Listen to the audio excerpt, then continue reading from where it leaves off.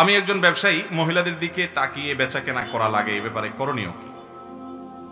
দেখুন, অনেক দোকানদার আছেন, কাপড়ের দোকানদার, মুদির দোকানদার, তারা দোকানদারি করতে গিয়ে মহিলা কাস্টমারদের সাথে কথা বলা লাগে। শুধু কথা বললে হয় না, অনেক অনেক মহিলা আছে এমন কপাল পোড়া, এমন হতভাগা, এমন বেবুজা যে তার দিকে দোকানদার, দোকান মালিক বা দোকান কর্মচারী তাকিয়ে তাকে কথা না বললে তিনি অপমান বোধ করেন। এরকম কিছু মহিলা আছে না নাই? যে আমার দিকে তাকায় কথা বলে না কেন, তাহলে কি আমার রূপগুণ কম? আজকে তাহলে কি বাসা থেকে আমি মেকআপ একটু কম করে আসলাম, এ ভদ্রলোক কেন তাকাচ্ছে না? এরকম কিছু মহিলা আছে না নাই?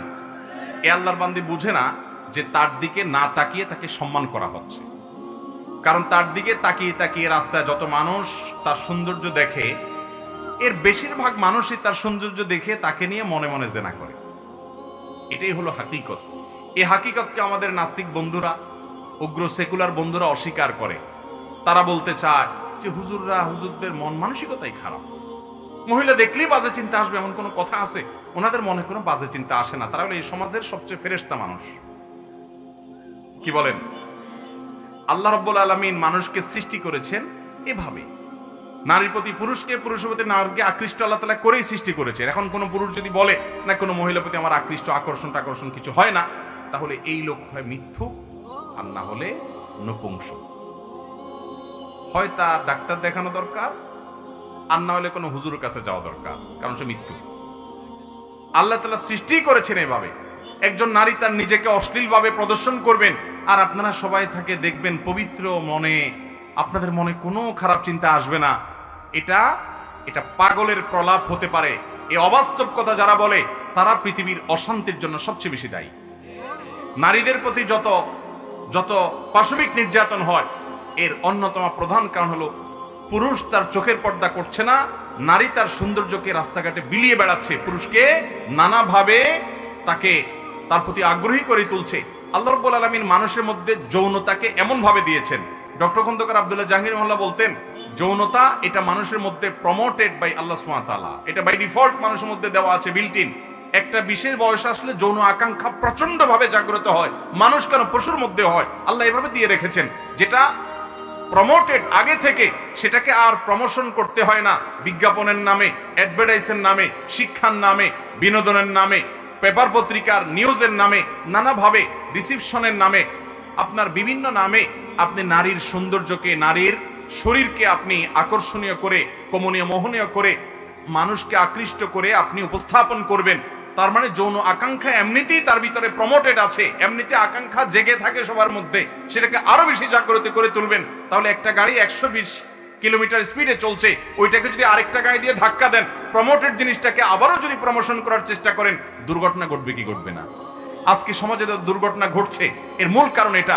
আপনি বলবেন না পুরুষদের মন ভালো করে ফেললেই সব সমস্যার সমাধান হয়ে যাবে। আমি বিনয়ের সাথে আপনাকে জিজ্ঞাসা করতে চাই, পৃথিবীর কোন দেশে, যে দেশগুলো এই সবকগুলো আপনাদেরকে শিখাচ্ছে, সেই ইউরোপ আমেরিকাতে মেয়েরা সব নিরাপদ হয়ে গেছে? কর্মস্থলে মেয়েদের প্রতি পাশবিক নির্যাতন হয় না? পেপার পত্রিকা এবং জরিপ খুলে দেখেন কি ভয়ঙ্কর চিত্র আছে। বাংলাদেশের একেবারে প্রথম শ্রেণীর একজন প্রকৌশলী, নাম বললে সবাই চিনে যাবেন, আমিও নাম বলবো না, কোন একটা টেলিভিশন প্রোগ্রামের পর তিনি আমার সাথে দেখা হওয়ার পরে কথা প্রসঙ্গ নিয়ে আমাকে বললেন, হুজুর আপনি কি জানেন আমেরিকার মতো দেশে কয়েক সেকেন্ডের জন্য যদি বিদ্যুৎ চলে যায় কোনো জায়গায়, লিফটের মধ্যে থাকা মেয়েদের প্রতি কি পরিমাণ হামলে পড়ে ছেলেরা, আপনি কি জানেন?